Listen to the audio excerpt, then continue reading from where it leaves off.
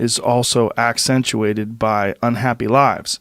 It's accentuated by unhappy choices, by being trapped. There's a big difference between not knowing what the meaning of life is and, God, I got to get the fuck out of this job. I can't live my life this way. What's the meaning of life if this is my life?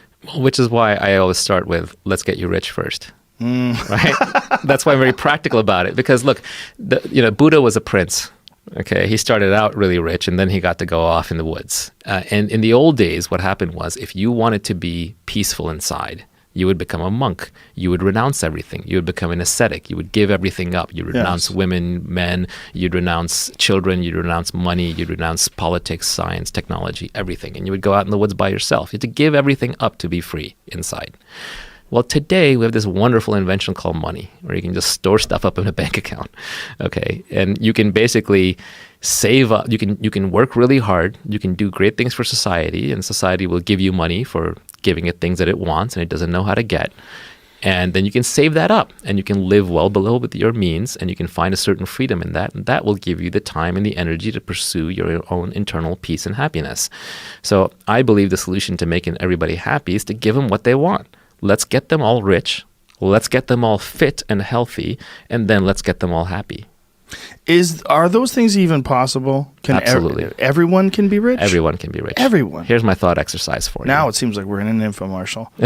Everyone can be rich. I'm not selling Look at my home. This is my Rolls Royce. So that's a good point. Right. So everything that I've ever created on this topic of how to make money, I will never charge $1 for. Because that would ruin it. That would show that I'm just another huckster who's trying to get rich off of you. There are no get-rich-quick schemes. That's just somebody else trying to get rich off of you, right? So to me, it's more of a philosophical contribution where for it to have meaning and to be legit, I can't charge you anything for it. But yes, everybody can be rich. And let me give you the thought exercise, okay? Imagine if tomorrow we could wave a wand and everybody was trained as a scientist or an engineer. Everybody. Even if you weren't very good, you had enough understanding of computers, you could write some code, you could build some hardware. And don't tell me people can't do it, because they can. That's just the tyranny of soft expectations. That's just you looking down on somebody else. They can do it. They just have to be educated. Now, if they're educated all as hardware, software engineers, scientists, biologists, technicians, hard sciences, not the social sciences, we would all be done within 5 years. Robots would be doing everything from cleaning toilets to cooking food to flying airplanes to driving Ubers. And what would we be doing? We would be doing all creative jobs to entertain each other and researching science and technology. We would have wonderful lives. So it is really just a question of education, nothing else. Is this a scale issue, though? I mean, you're talking about it as if this would work with 300 million people. It'll work with 10 billion people. It'll work with a spacefaring race with 100 trillion people.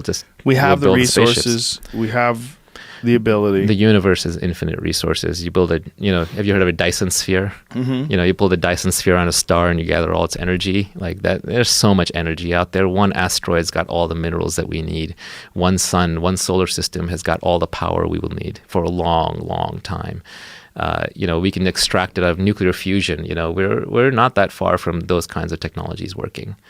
It's just a question of guts and and interest. Like, we should be building nuclear fusion test plants on the moon. The moon should be littered with them. It's no downside. Right. Yeah. If you could, how would that work? Well, send a bunch of people up there to work? Well, the problem, robots. The problem with fission, nuclear fission, is that nature creates energy through nuclear energy, right? Like the sun creates energy, nuclear energy. Now, for transmission, we use photons because photons don't interact. Mm-hmm. And so photons are great for information transmission, but they're actually not great for energy transmission. For energy creation, you want nuclear to work. And the problem is, because nuclear energy, we built it with a bomb, we have dirty nukes, all those kinds of problems. We have Fukushima, 3 Mile Island, Chernobyl. We don't innovate anymore on nukes. Imagine if when the first steam engine blew up, we said, oh, no more steam engines for a while, or very carefully regulated, $1 billion of regulation. Mm-hmm. You can't innovate that way. When the first airplane crashed, we said, no more innovation in airplanes, right? So we need a way to iterate on nuclear fission and eventually fusion and get them working safely, cleanly, passive failure, etc., if we're going to find our way out of the energy trap. And the best place to do that is someplace like on the moon or Mars. Do you think that it's actually a possibility that they could get nuclear power to the point where it's not a detriment? Because what everyone's worried about is a meltdown, right? Yeah. And we do have these old plants that are running on this. This is 50-year-old technology. It's crazy because there's no ability to shut them off.